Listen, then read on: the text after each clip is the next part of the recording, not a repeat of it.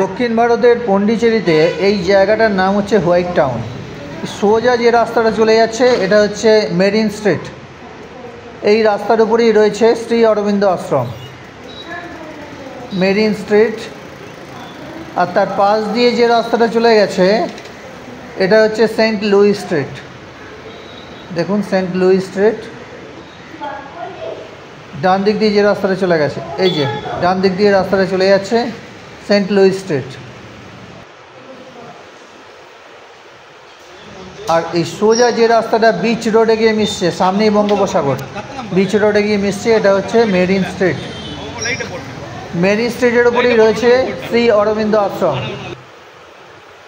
শ্রী অরবিন্দ আশ্রম, এই যে শ্রী অরবিন্দ আশ্রম, এই আশ্রমের ঠিক উল্টো দিকেই রয়েছে Shri Aurobindo International School of Education. Mother তৈরি করেছিলেন 1952 সালে। রাস্তার দুদিকে দুটো প্রতিষ্ঠান, শ্রী অরবিন্দ আশ্রম এবং উল্টো দিকেই আন্তর্জাতিক শিক্ষাকেন্দ্র Shri Aurobindo Centre of education.